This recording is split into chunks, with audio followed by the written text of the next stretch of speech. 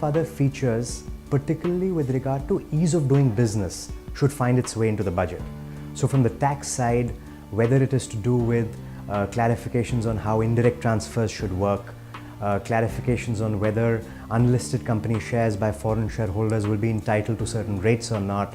clarification on how investment flows into various sectors can happen. I expect to see a lot of that cleanup happen in this budget as part of the whole exercise that this government is committed to in the form of enhancing the ease of doing business in India. One very important thing that we're noticing is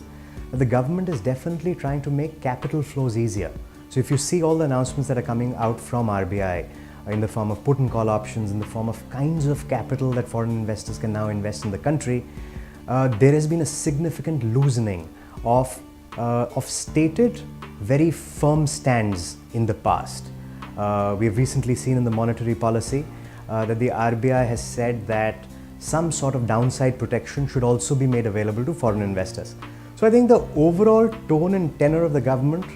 and the budget will be that foreign capital flows should be encouraged, and therefore to that extent, even though the government is a statement of receipts and expenditure of the government,